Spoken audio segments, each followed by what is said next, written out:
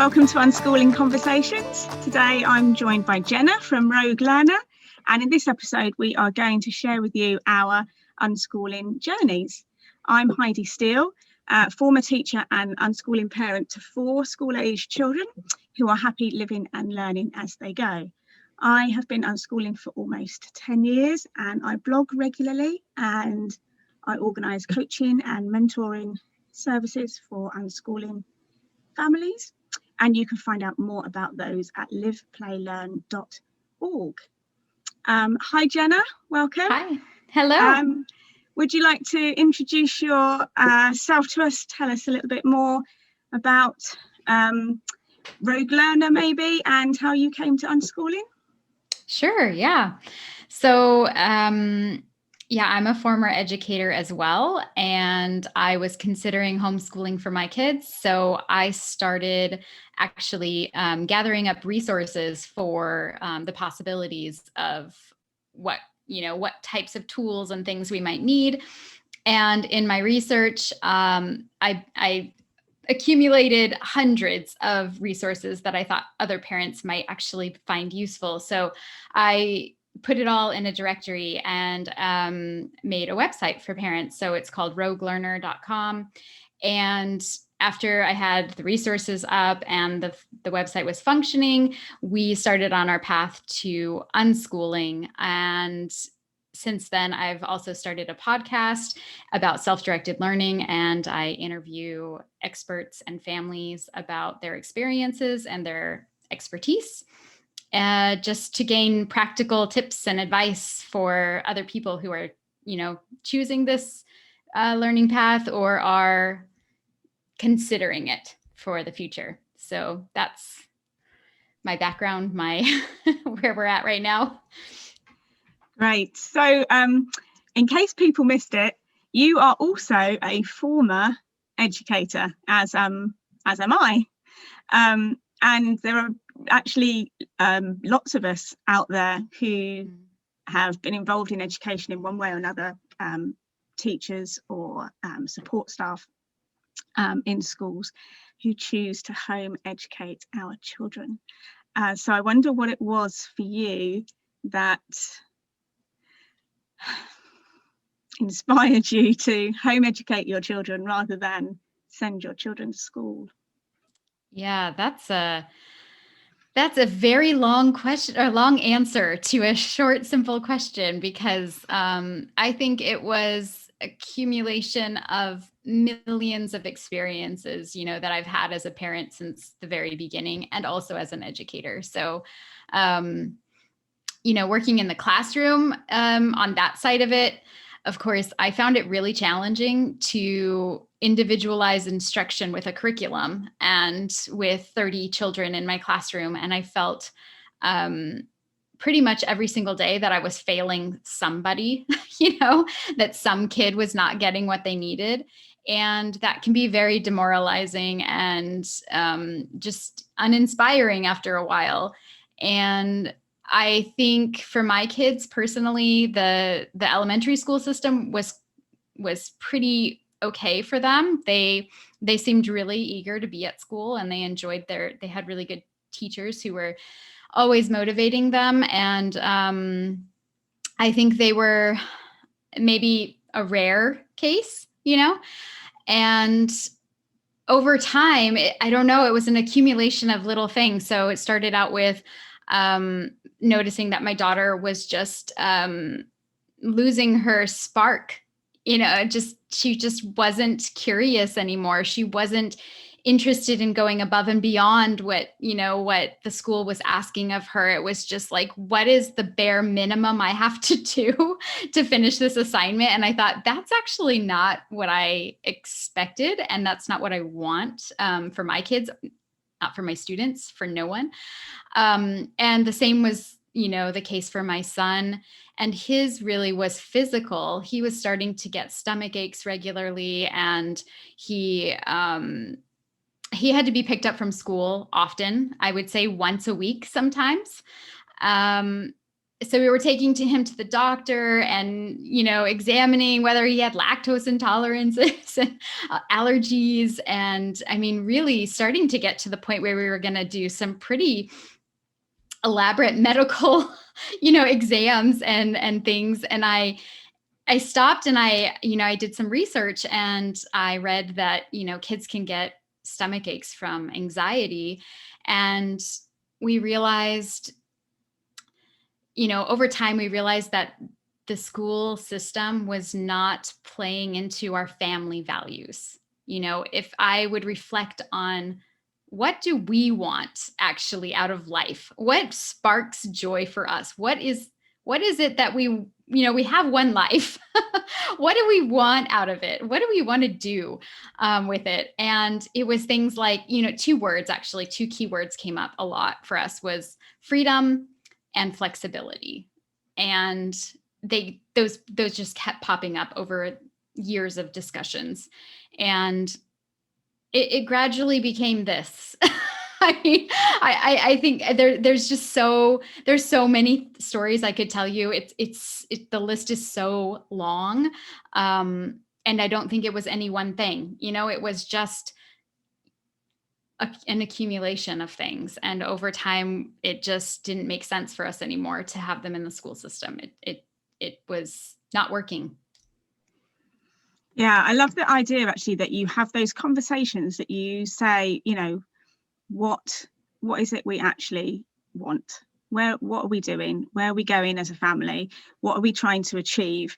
And then working back from that and saying, well, how do we, on a day-to-day, moment-by-moment basis, how do we get to that point?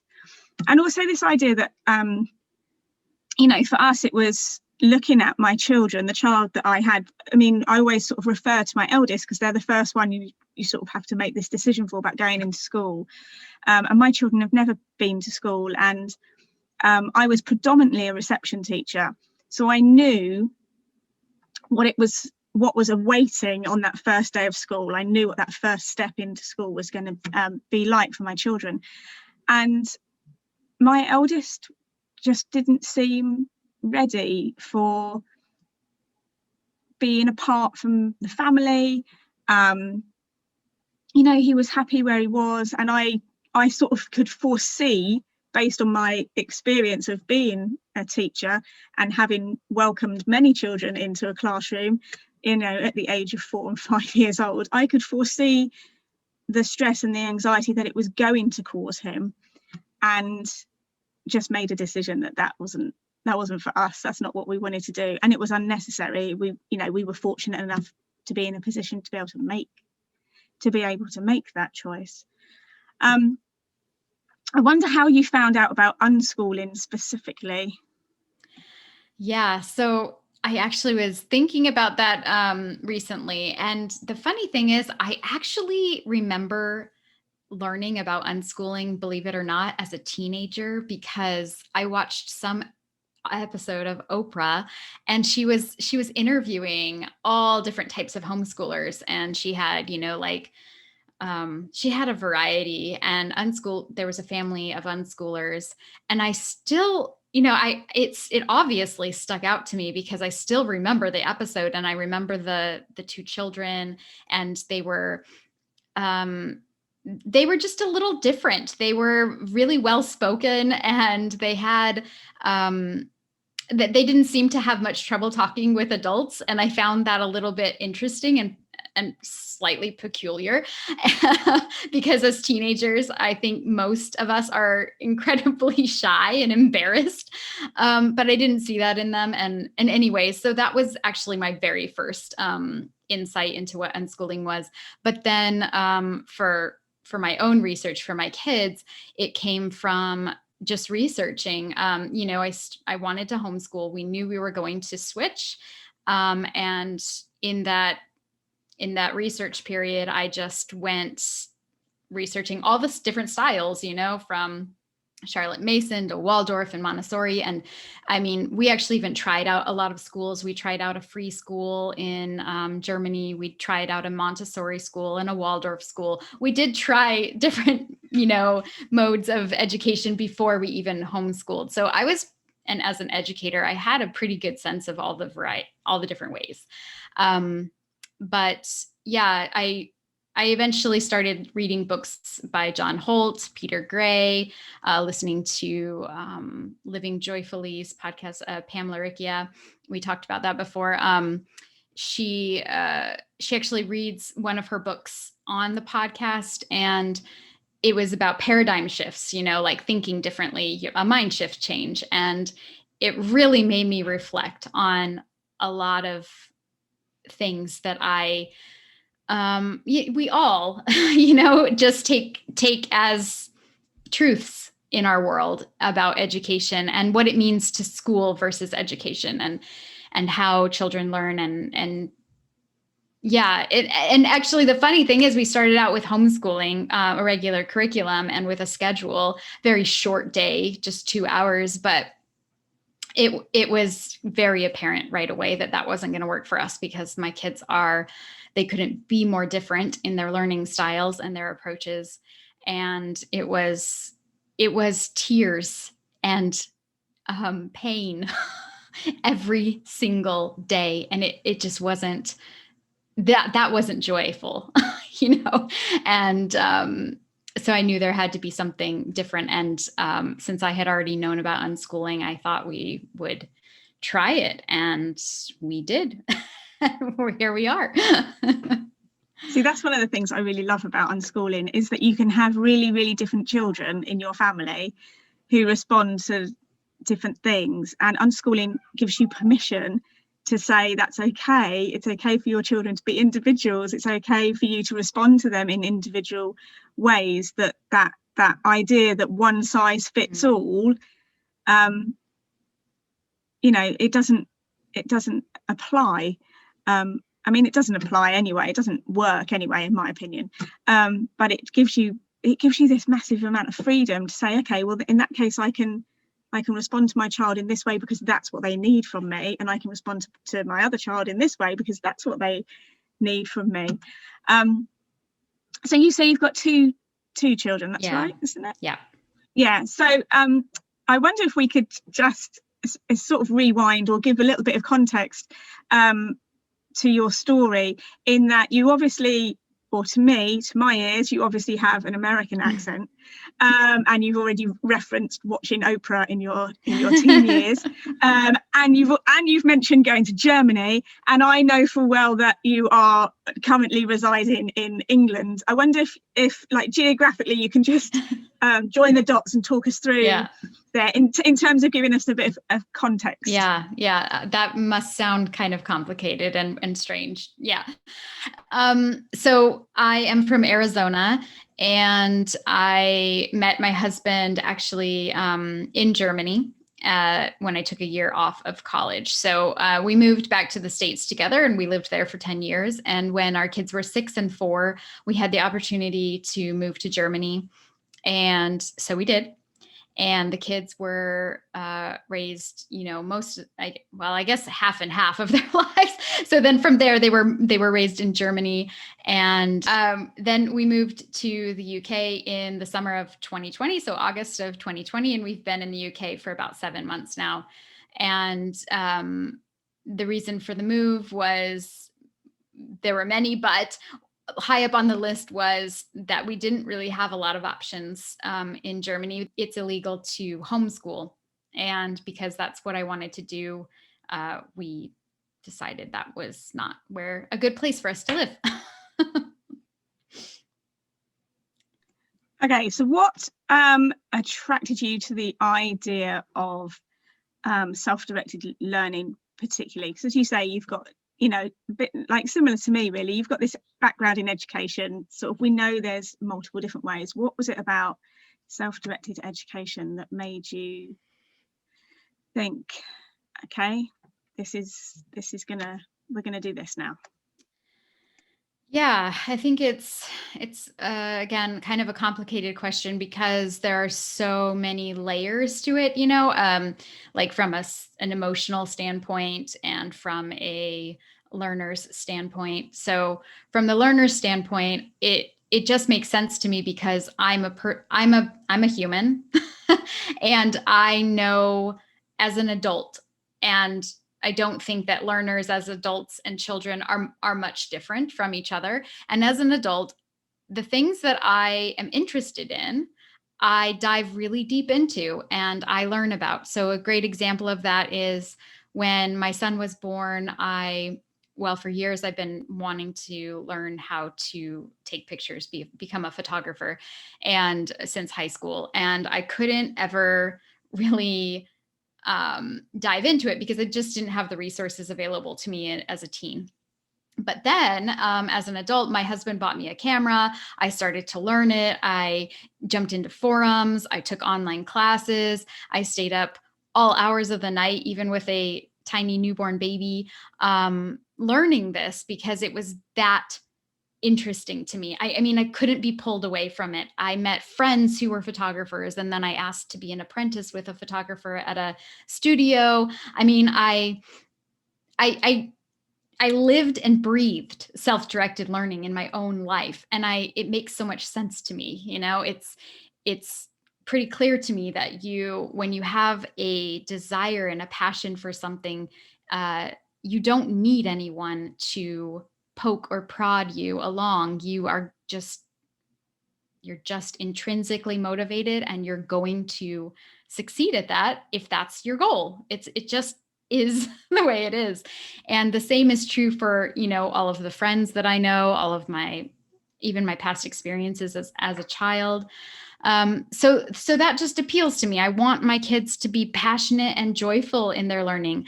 It's not to say that it wasn't difficult to become a photographer. I mean, or a podcaster. I mean, I still struggle. There's so many days where I'm like, oh gosh, now I have to learn something else. And there's parts of it that I don't like and that I'm not that good at, but I really want to do the podcast. So therefore, I do the hard things and I do the things that I don't want to do. And I succeed at them because I need to. And, yeah. So from a learning standpoint, it's just experience, and I could give you even more examples in the classroom because I had so many, just so many wonderful children that I taught in my life. But, some kids were just fascinated by dinosaurs and the things that they could tell me about dinosaurs that they had learned at home, and then would connect the dots with things that we were learning at school in math and science. And it's just interesting that you can dive into one subject and it becomes a web of learning possibilities. It's not just that he was into dinosaurs. I mean, he accumulated knowledge about geography in that, and history and shapes and sounds and colors. I mean, it was incredible what this particular boy I'm thinking of in my head was able to do with just one topic that he had an interest in. So, and then from the emotional side, I just feel like, we don't need to feel pressure and stress from the outside world to make an impact on the world and live a meaningful life. Like I mean, nobody wants to have somebody, watching over their shoulder as they complete tasks. And I don't think kids are any different. And I think that is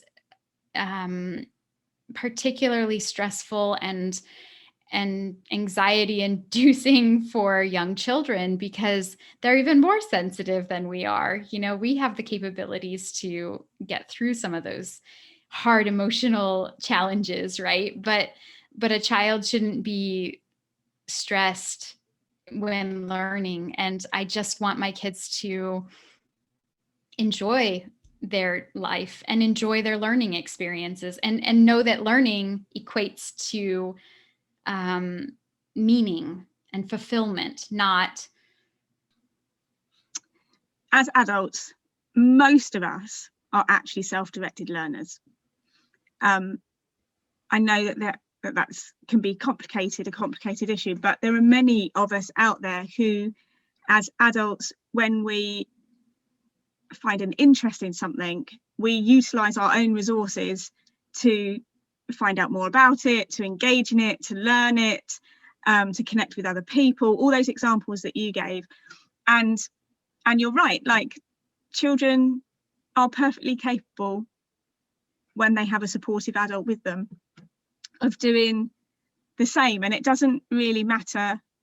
I mean, what a curriculum in school does is says it does matter what you learn and when you learn it, but actually, as self-directed learners, we are saying it doesn't matter what you're learning about. It's that acquiring of skills that you are able to achieve in that area, to learn the things you need to learn, to practice the skills, to, you know, gain the knowledge. And actually what you're learning is not completely irrelevant, because it's obviously relevant to the learner. But, you know, if one person at the age of 5 or 6 or 7 wants to learn about dinosaurs and somebody else wants to learn about diggers, you know, that the topic doesn't really matter. That's not the important thing. The important thing is, you know, do I feel passionate about this? Am I enjoying this? Does it have fulfillment for me? What skills am I using and gaining and practicing whilst I'm doing it? Because those skills are what you then use again when you find a new passion or when you move on to something else. And those skills develop and become more sophisticated as our children grow older. And it's a strange idea that mainstream education says that children, or doesn't recognize that children are able to do that, that just as adults, and that's the way that adults learn, self-directed learning. We've become accustomed through the generations of schooling, that maybe because we've taken that opportunity away from children, so we don't recognize that they're able to do it. But here we are, self-directed educators saying they can do it. Yeah, I mean, if you just observe a child for one day, you can't deny that they're building skills and necessary tools for the next bit of life that will come later. I mean, it's impossible to restrict it. I can't even. The only way that they wouldn't be is if you put them in an isolated room with nothing. I mean, even then, I think they would find ways to entertain themselves with their bodies, you know, dance, or I don't know, but I just, kids are not idle, and they're not they're always seeking knowledge. And I think what we have to remember then is all knowledge is equal. I think that's the hardest part for people, isn't it? Is that cooking and baking are just as useful as equations in algebra or calculus. And it's very difficult for people to be okay with that, I think.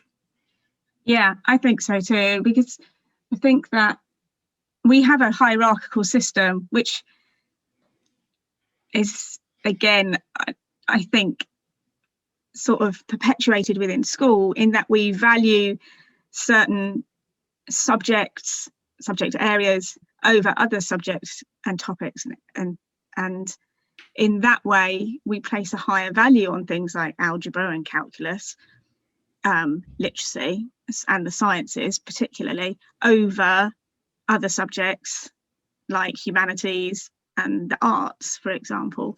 And so we don't necessarily see the value, having equal value, because we've been taught through 12 or more years of schooling that some things have higher importance than others. And I think if we can get over that boundary and realize that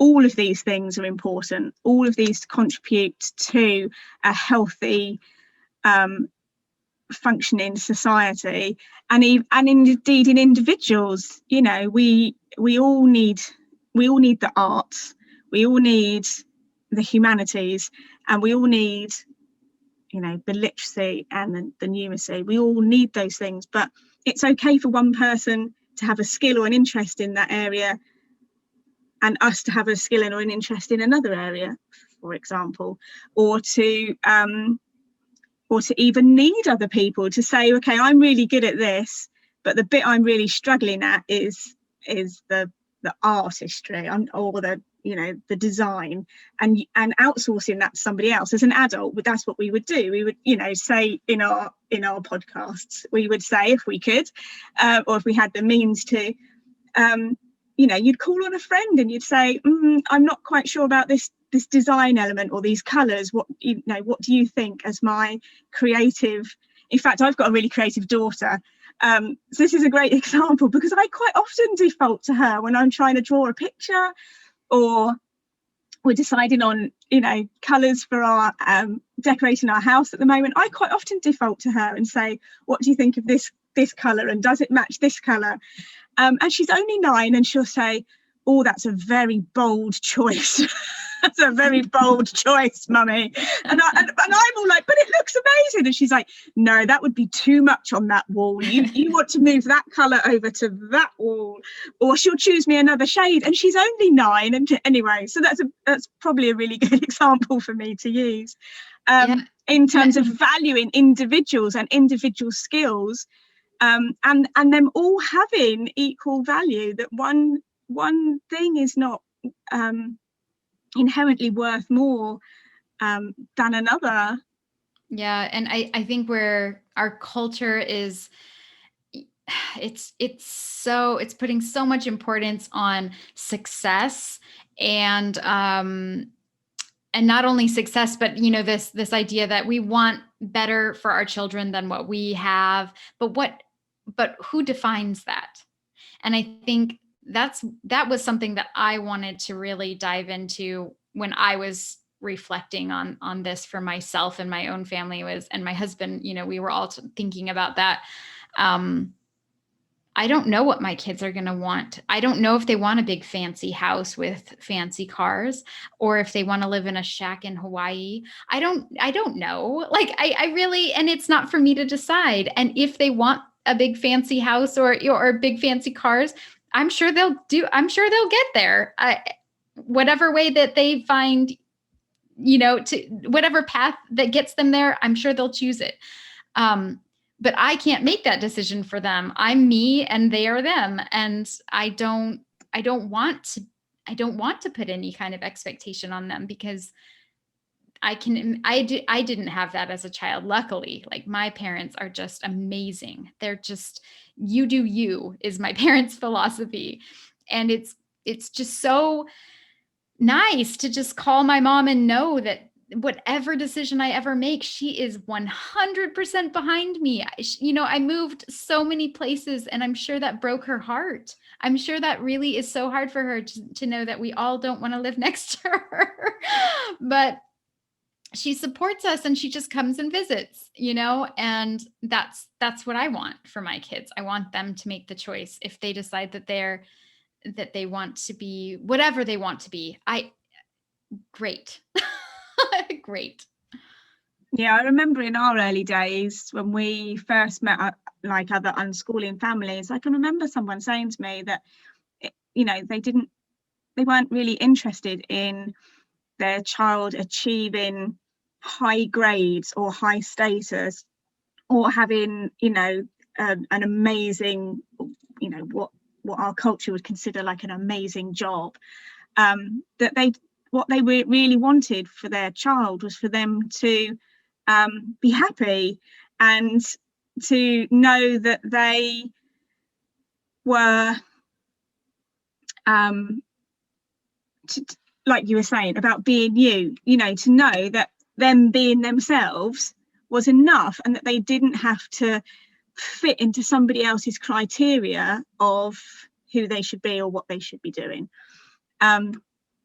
And I think that's quite common in unschooling. I think that's like, for a lot of unschooling families, it's not about the end goal being 10 GCSEs, a degree, a PhD, a really good job. It's about knowing that our children are happy in their day-to-day lives, no matter what they choose to do, or how they choose to do it, or where they choose to live, or how much money they choose to earn. That whatever those choices are, that they are happy with the choices that they have made and what they're doing on a day-to-day basis. Absolutely. And if ever they need, well, I mean, I also don't want to say that I don't expect them to not do it, or, to not achieve a high standard of education with, all of these frills and things. I'm like completely, I just feel very neutral about it. Like it's just, none of that matters. It's like you say, I want them to get meaning from what they do. I want them to come home and feel like they have really contributed to society, and it feels good. Whatever they're doing it's fulfilling, and I feel like I had that for a long time as a teacher until it didn't fulfill me anymore. And I decided to stop. And I would want the same for my kids. When something stops being fulfilling, even within our education, like our self-directed learning at home, I would also support them changing gears and switching, because I've switched. I can't tell you how many times I've had a photography business. I have been a teacher. I have a podcast now. I mean, I every 10 years I have a new career. So I want the same for them. If, whatever works for them. Yeah, I agree. I love this idea, actually, that our children can change their minds, because I don't think that's like a common thing to do. I think people are quite in the mindset that, once you set your mind to something, you stick to it, you do it, you see it through to the end.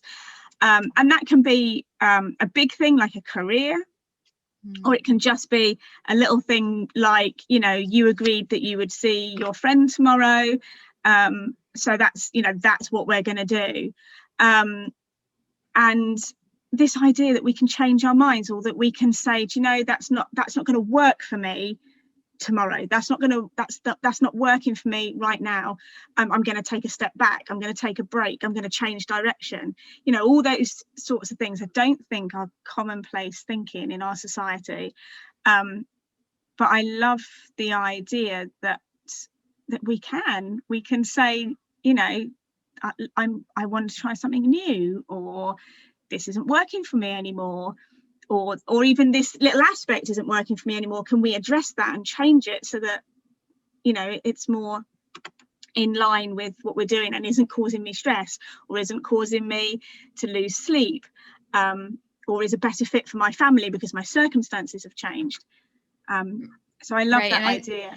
I think that's just, problem solving skills, right? Because we're not really allowing kids a lot of chances in the school system to make decisions for themselves. And so where do they get experience making impactful decisions on their own lives, right? And if we wait until they're 18 before they're allowed to do that, they can make really big, bad decisions that impact their entire life, like taking out $100,000 in student loan debt, or, moving in with a roommate that's a drug addict, or, whatever. All the things that can possibly go wrong at 18 versus, my 10-year-old deciding to walk to the park without a jacket, and realizing, oh crap, it's cold, and then we can talk about it like, oh yeah, maybe we should have brought a jacket as a backup, or maybe we should go back home and try again, or whatever. But yeah, I heard recently somebody talking about on another podcast about clubs, and joining a club, and then forcing your child to see it through to the end, because that's grit, and you do what you say you're gonna do, and to some degree, obviously, I want my kids to have character in class. Like, I don't want them to let somebody down on the account that they're just like flaky or something. I don't want that, obviously, but I do think that if they're uncomfortable, or the teacher's being mean, or they don't get along with the other kids in the class, or whatever it might be. I don't care what the reason. If they're not enjoying it and it's really stressful to them, or panic inducing or something, then we paid for the class and they stop. That's, oh well. I would want that. I would want that grace, because, if I decided to join like a Zumba class or something, and I get there and they're all 18-year-olds and I feel completely out of place, you bet I'm not going back there. Nope. And I would just say, sorry, honey, I spent the $40 on this gym membership, and I'm going to cancel, and that money's gone. So, I just, in every situation, I try to think of like, how would I want to be handled in this situation? What kind of, grace would I want to be shown? I've made so many really bad decisions and really big mistakes, even financial mistakes. And I am so glad that my husband's not sitting there telling me every day about how awful that mistake was. I don't want that for my kids. Shame is a bad thing. That's a whole other topic, but I don't want them to feel shameful. No, but I love that example you give about classes, like when we sign our children up for classes, because quite often we forget that things like that are new for our children. Like the idea of going to a class and the reality of what that entails for them can be two completely different things. So to be able to give them that grace to say, okay, you can try this, and then if it's not working out, to be able to assess and evaluate that, and then apply that when you then come to another class and say, well, okay, what was it we didn't, what was it about the first class that was tricky, and I can list loads of examples from my children, from being separated from me, which they maybe weren't expecting, not knowing anybody else in the class, the class being too prescriptive, all those things. But it enables us then to take those things when we're going to contemplate another class. Right, what do we need to look for? Okay, can mummy come in with you? Yes, she can. Okay, tick. So that's, we can do that. And again, that's just problem solving, right? Like, exactly. We've now decided, okay, together, let's have a discussion. What are the things we didn't like about it? And not to say that, okay, now we're never going to do this particular activity again. We can say, oh, maybe there's another one in another city, or maybe there's a similar, type of, if it's a martial arts, maybe you can try Taekwondo instead of karate, or and this is just all giving your kids, all the skills that they're going to later need to make decisions later on in their lives, which are going to be bigger decisions and harder decisions. And not only that, but then they'll come back to you and they'll trust that they can have a conversation with you about it, and you'll help them work it out, So yeah, so sort of working through those tools that they need, but also recognizing things about themselves. So instead of forcing them to continue in something that is really difficult for them, and the important thing being that they do complete it and they do continue even though it's hard, it's actually to have those personal reflections that say, okay, what's actually going to suit me next time? What do I need to look out for? And then so when you apply those tools again the next time round, you make better decisions about what you're doing, and you make better choices, instead of continuously putting yourself in situations which are really difficult, but having been told that the important thing is to finish, so sort of suppressing your own needs and your own feelings about what's going on. And that's probably just touching the surface of the mildness of it, because it can go much deeper than that. You can move very quickly into being in abusive and really difficult situations if you've got an attitude whereby you've been told you have to be there and you have to finish, and you know, and you're not feeling comfortable, but equally you're not feeling comfortable with walking away because you've been told about that, you know, the end goal, I've got to stay here. That took a turn, that conversation, didn't it? Sorry, that was my fault. That was my fault. So there's sort of lots of ideas and principles in unschooling that are and self-directed education that are different to most other forms of education. Where did you start? Is that a good question? Where did you start to implement the ideas after being in a position where you tried other educational approaches? You know, how did you begin in your family implementing some of these things? Yeah, I wouldn't recommend our strategy because we did not give our kids much time to deschool. We've started in a really challenging time, and I think maybe other families are probably going to feel the same way, because COVID is not a good time to start, because what I found is, so we jumped in right away. We just scrapped curriculum and just said, okay, we're just doing whatever we want. And it was kind of almost like a free for all. It was a little bit disheveled and confusing for our kids. So it was not a really great way to do it, but deschooling wasn't really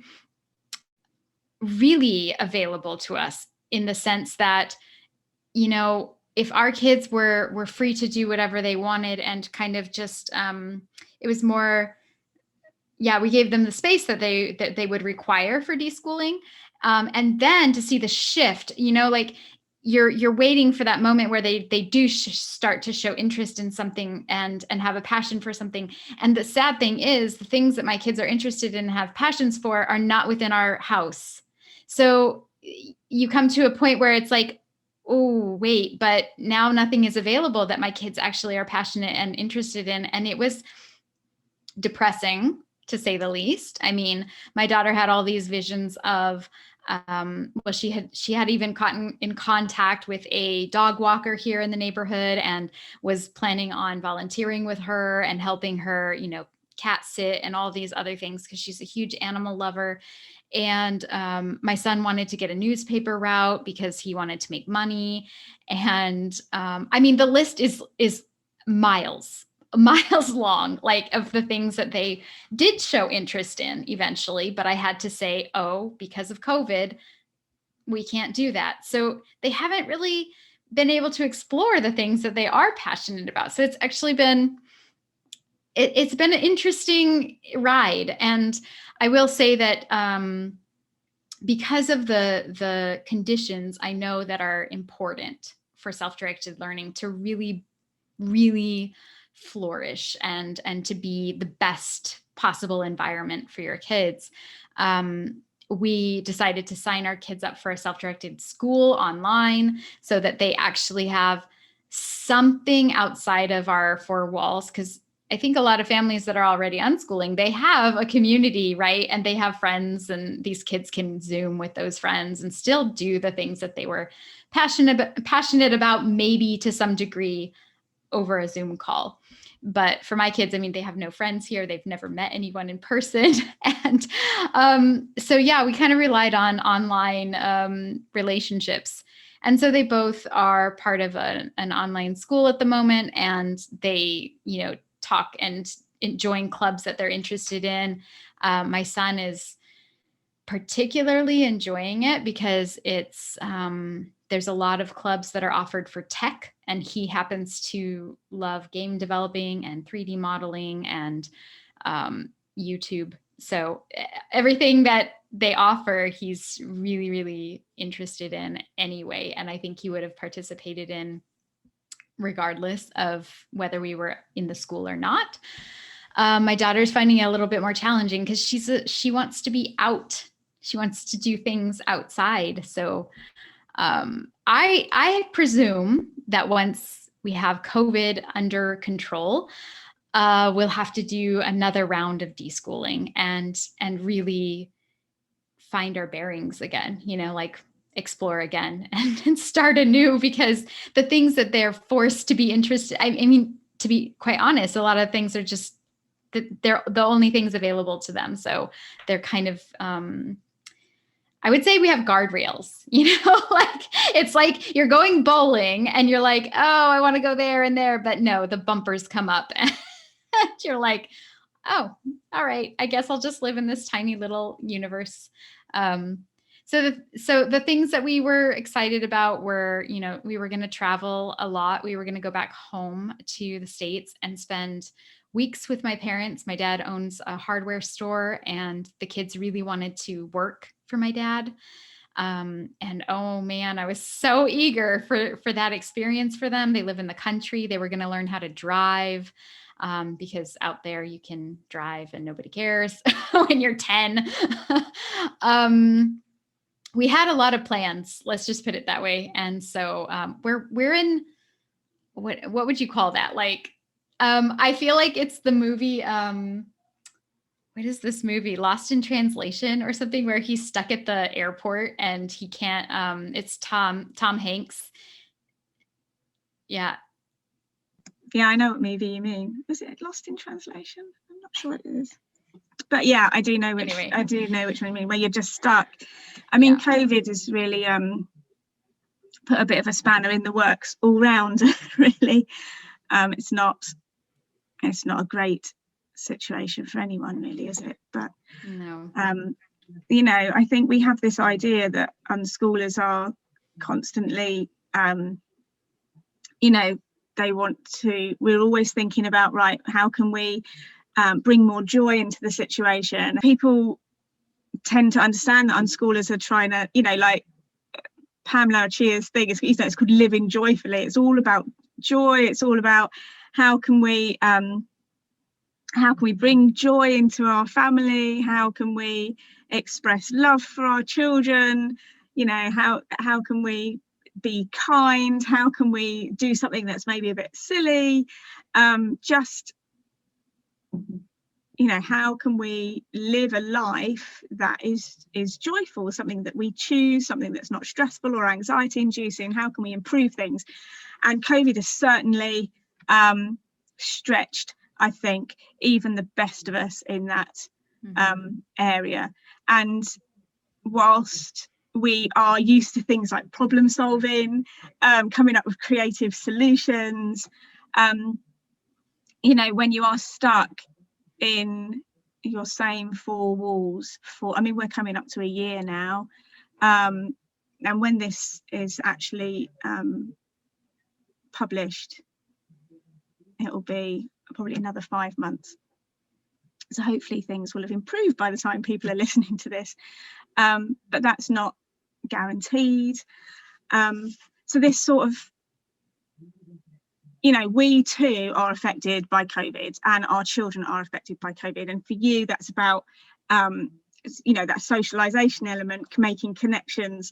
For us, it's physically that we haven't even seen the people that we are part of our social connection and community for a year. And your solution is to enroll your children with this self-directed school. We've come up with other ideas. I'm sure other families have done other things as well. My children, they are connected, as you said, via Zoom, and they're gaming and clubs and groups that they still do. We have invested in subscription boxes for each of my children, in lieu of them actually being at clubs or classes that are of interest to them. So we've got subscription boxes for them. We've done things in the house, like we've invested in more things in the house, more games, more equipment, more resources, larger things like, make sure they've got bikes that they need. But it's not the same, and it's not the life that we or anyone was really hoping to be living at the moment. But those are the sort of rules and the restrictions that we are naturally under, we've sort of been confined even more. And we have this idea as well in unschooling that, you know, we don't use arbitrary rules and arbitrary restrictions. So when our children ask us something, a question, or can they do something, we really think about our answer. Like, actually, can this be a yes? Even if other people say no, why are they saying no? What's their reasoning? Oh, we could say yes, let's say yes. And we go with it and we do all that amazing stuff. And now suddenly we're like, oh, we've been like mega restricted. So it's been a challenge for everybody, really. For us, it's about right now, our concentration and all of our efforts are going toward mental health and nothing else. I don't care about anything academic, let's say, whatever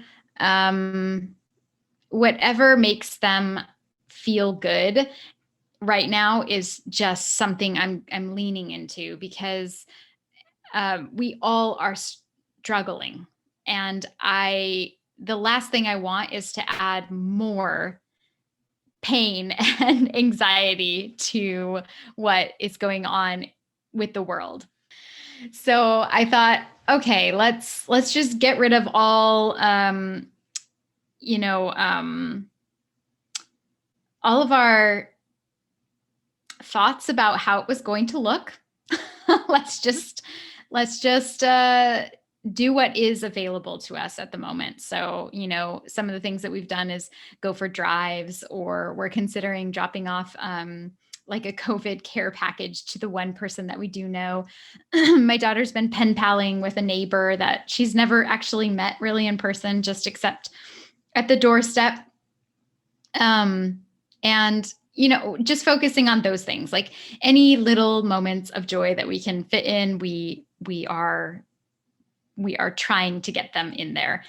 But I wonder if there have been, even in all of that, any positive changes that you have seen in your family, with your children, as they are beginning to take charge of their own education?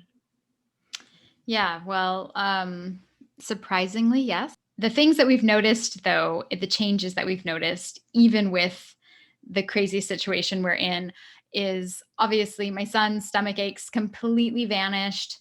They went from once a week to none. And that actually happened already back in Germany, because we were under lockdown back in March of 2020, and he never went back to school after that. So they've been home since almost a year now.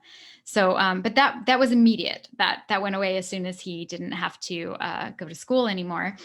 You know, we get a lot of sleep. My daughter sleeps in bed with me a lot, and we enjoy that. And we can do that because we can go to bed at 10 and wake up at 8 or 9. And we have less friction overall, because like you mentioned, when you're trying to say yes as often as possible, you're creating a household where everyone is trying to make the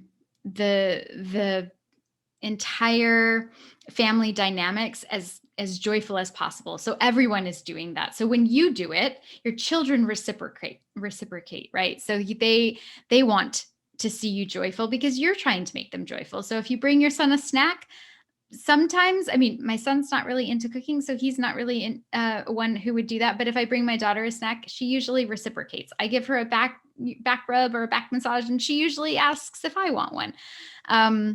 So yeah, it's just kindness overall, right? Like just more kindness and more, more relationship building, you know, it's just, it's happier. And I would say that the other really interesting thing is, you know, because I've stopped setting expectations on my kids, I did that also with my husband, and I had a lot of expectations of him that I had to get rid of. And I before unschooling, I was and I'm not there yet, not in any way, shape, or form, like 100%, uncontrolling, but very controlling of everyone, and even myself, to the degree that I didn't enjoy my own life, right? Because I was like, I have to do this before this, and this has to get done. And now I'm a little bit more like, does it have to get done right now? Or can I read? Would it be okay if I just read for 10 minutes and then did it? Oh, actually, it would be okay, And so I can add more joy and get things done. And maybe not to the degree that I did before, but still good enough. And the other thing is, we all are learning about things. Like, we've all dove into like different interests and that's been kind of inspired by us letting our kids do that. Right. So for my husband, he has loved writing for years, and he's always been a writer. He went to journalism school, and he never used that degree, but he's always just loved writing. And he started a fiction novel, I think before my son was born, so 13 years ago. And he just stopped writing in it, I think 6 years ago. And he picked it back up, and he wrote, I think, 60,000 words in the last 3 months. It's incredible. He's just writing and writing and writing. And it's not even about the result. He just loves writing, And before, I would have kind of been like, you're writing again? Like, could you be like hanging out with the kids? Maybe you could play a board game with them, like just having like expectations of what his father role is in our family. But it's not been a problem, like it's actually really great, because the kids see him writing and they're like, wow, this is a really useful thing to know.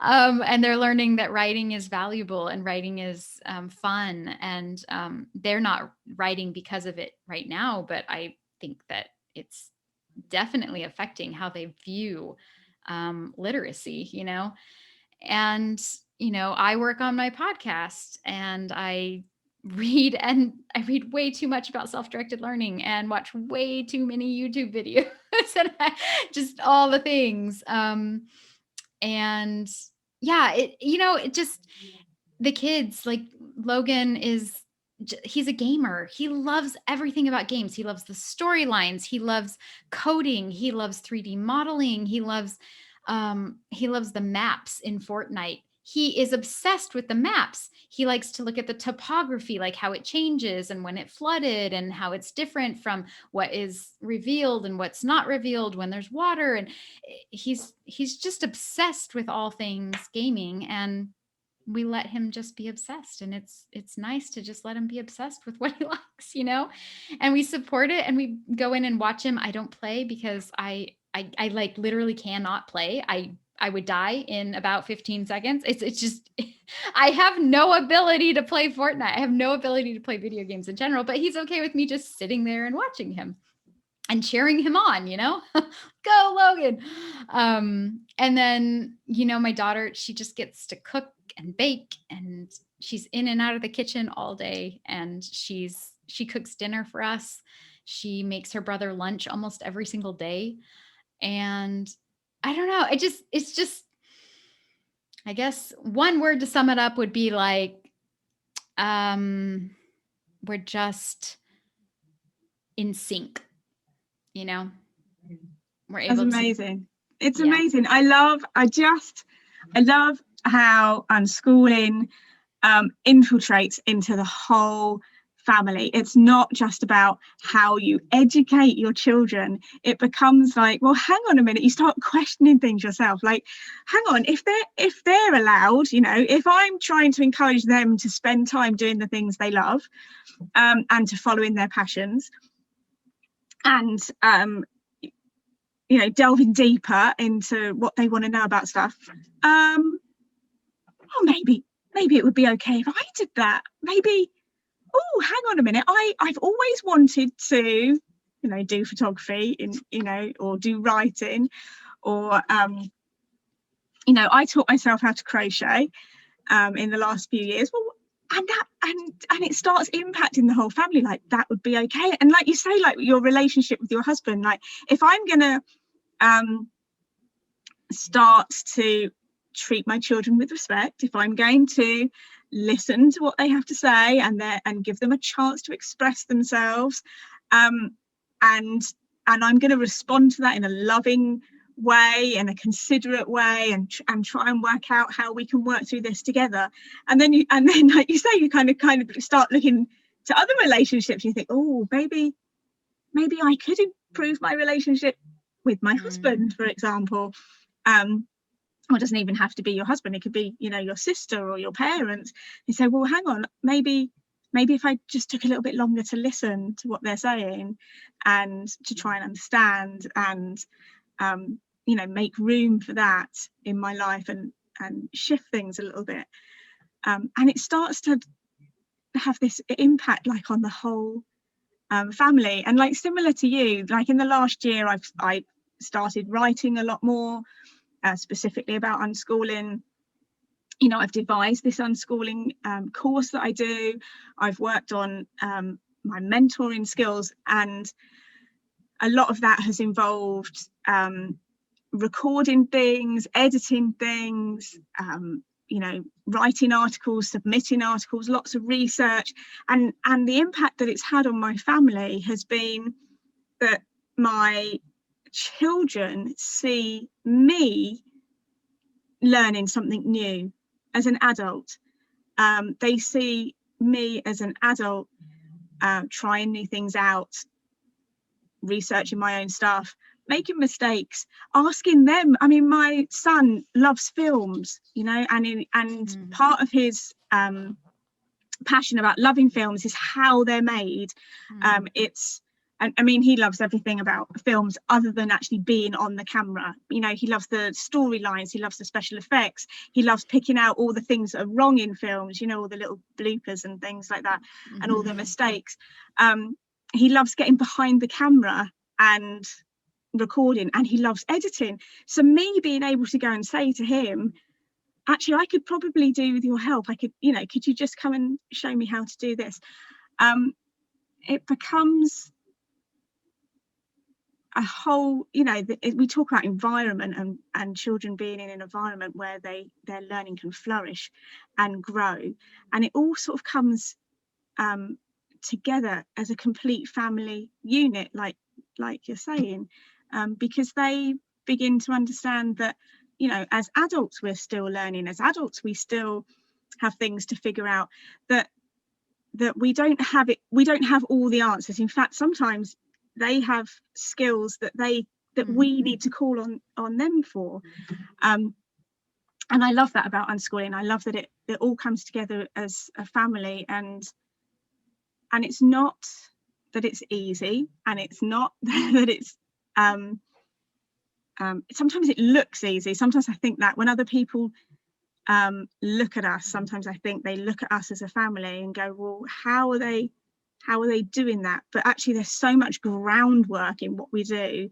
There's so much sort of preparation, all that listening, that respect, that problem solving, to sort of make it work. That makes it feel like we're forcing it, but all that groundwork that we're doing so that we come together as a family and we are like a unit. Yeah, well, it's about trust, right? Like creating a situation in which everyone feels like they have some equal say, and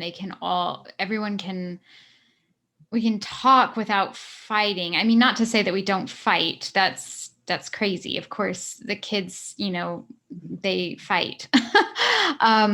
But I think, and that's normal. That's okay also, because they're children and they're learning what they should and shouldn't say, and what their limits are, and they're testing.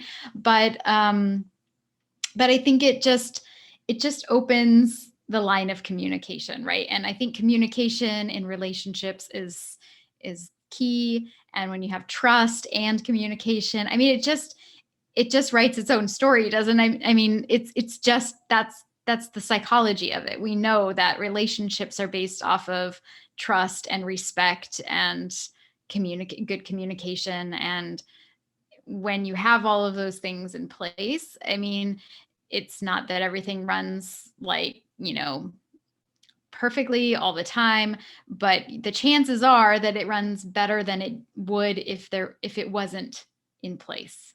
So, yeah. One of the things I really wanted for us on this episode to focus on was the idea that unschooling is a journey, that we don't sort of decide over, we don't like research and then say, right, this is what we're going to do, we are going to unschool in our family, and then the next day we wake up and boom, we've got it all sorted, we are unschooling, that's what we're doing. That actually that there's this journey that's involved for all of us, that we're always learning about how to make the next step, what the next thing is that we can maybe implement in our lives that would help support our unschooling philosophy, that we make mistakes along the way, and we can sort of backstep a little bit, and I just really wanted people to understand that that it's a journey, but it's a journey that's really worth taking. Hopefully that we're inspiring people to move forwards and to do the same. And I think when you're reflecting, you're learning, because every time you're questioning something, you're digging a little bit deeper into your actual thoughts about something, right? Like you can't have an opinion about something unless you've thought about it. And when things that you've always taken for truths in your life, they come up and you realize that, maybe those aren't truths. Let's actually think about that. And I wanted to actually comment on the journey, because I think that's a key ingredient, I guess I could say, to making it successful, is that people change, right? Every single day we're changing, and I'm not the same person I was yesterday. And I think if we don't go on the unschooling journey with that in our mind, that this is a process, that it's always going to be adapted, because our kids are going to be different, and their needs are going to change, and the structure of our household might change. We might move to another country. Like, there are always going to be components thrown at us in life. That's just life in general, that make us reevaluate. And it's actually a disservice if you don't always keep reevaluating and doing things differently and continuing to improve. And that's something I want to talk about on a podcast too, is the continuation of education, right? You can't stay stagnant. I mean, the thing is, we get so busy living our lives, and we may forget why we started it in the first place. And we may forget some of the principles that were really key to having these paradigm shifts, and it's important to revisit. And it's important, just like we're doing now with the YouTube channel and podcasting, to listen and continue to get motivated and inspired and hear new ideas and experiences from others, and not try to mimic them, but take inspiration from them and use what works for your family and leave the rest behind. Like, you, and only you can decide what is good for you and your family. But being open to constantly evolving is, I think, a really critical thing with unschooling, and with life in general, right? Yeah, and I think one of the hardest things about unschooling, particularly when you're just learning about it, or you've just beginning, is that there isn't like this, it's not a one size fits all. You can't say this is how you are, this is what you should do. It's the doing, really. This is, you don't pick up a curriculum and do that curriculum for half an hour every day.